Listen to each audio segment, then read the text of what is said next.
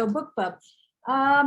Yeah, unless you're like really in the book world, either as a buyer or reader or author, maybe you haven't heard of BookBubs. I don't know, before I became a fiction author, I'd never heard of BookBub, but it's huge. BookBub is the biggest site for discount and free books.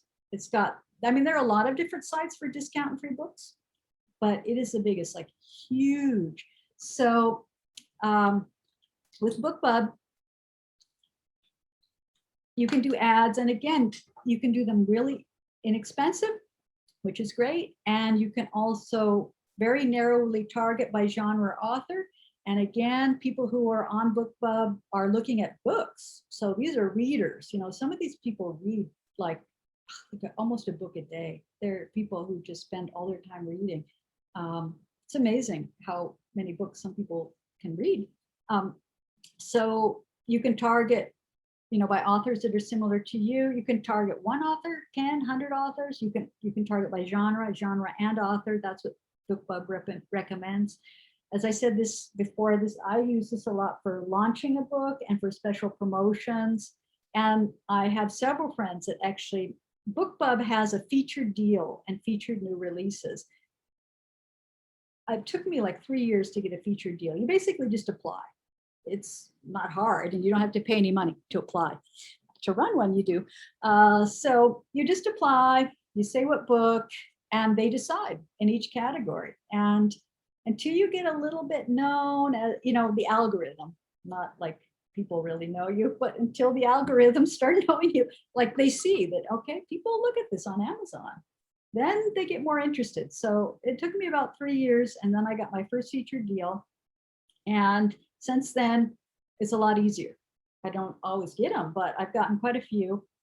And I have author friends that have made it to bestseller lists on featured deals. It's amazing. If you get a featured deal, they're expensive. They cost like $1,500, or depending on the category. You know, the bigger categories, like the children's ones, are cheaper because there's not as many people signed up. Like, I want children's books. So children's ones, I can't remember because I've gotten those too, but they're like in the hundreds of dollars instead of over 1,000. But like the crime category, which is the biggest, is like 1,000 something. So, you know, they'll say, you get the featured deal, and then you decide, well, do I want to pay that money? Yes, you do. Even if it's a free book, because you think, how would I want to pay $1,600 so that I can give my book away for free? I tell my dad about these things. He's like, what do I need? That doesn't make any sense. Why are you giving this book away? But the weird thing is that they do like these featured deals for free. You tell them, like, I want to give it away for free. Actually, the only way you really can give it away for free is to have it in KDP, because they allow you to go to free, and within 24 hours, they'll have it free for you. But other sites like Ingram, you can't put your book for free on Ingram. That's why I have it on both. So I can do a featured deal like this and give away a free book. You have to own the book to give it away free. I can't give away Fiona, for example. Only the publisher could give away Fiona. But so you apply and you say, I want to do a special for 99 cents. I want to do my book for $1.99. I'm willing to do my book for $2.99, or I'm willing to do my book for free. And so then they'll, you know, if they decide to give it to you, they will choose you. I think, oh, sorry. Did someone, let's see, is there something in the chat? Oh, okay, well, you talk about the postage. Yeah, this is just for ebooks. So this is not for print books, because yeah, you couldn't give a print book away for free. So like when I give The Wolf away on Facebook, it's only the ebook, because yeah, no way could I give away. I would be losing so much money to give away the print book. But what I do is I give away Wolf, and then I, you know, offer the whole set for $19.99, and then I have a little button that says prefer paperback. Get them half price, because I can't sell the paperbacks. There's no way I could sell 6 paperbacks for $19.99. I mean, it costs like at least $6, $7 to make each book. So then they click that, and we'll take them to my Shopify store, and I'll show you how to set up a Shopify. Well, I'll show you something about Shopify in a minute. And then they can buy the paperback, and Lulu makes them. and I make about $1. Some of the books, depends on the book, maybe $1, $2, some, maybe some of them even $3 per book. But they pay the postage. Like if they go to my Shopify store to buy it, they pay, I like for Wolf, I think I charge $11.99, which is still cheaper than, when you buy the book other places.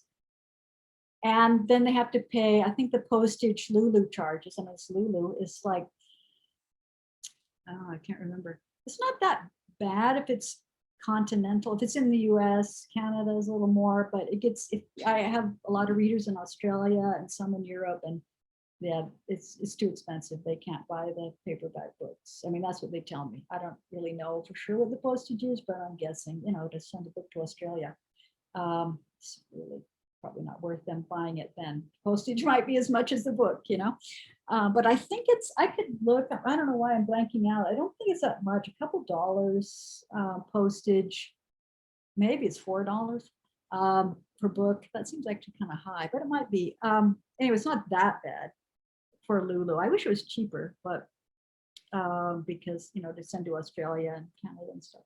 So yeah, this is just for ebook. This is not, and the BookBubs is just ebooks. So yeah, but when I have given away a book, like I get a featured deal and I say, yeah, I'm willing to give this book away for free, I always make money. Even if I paid $1,700 to give my book away free, I make more than $1,700 back, because people get the book for free and then they go buy the other books.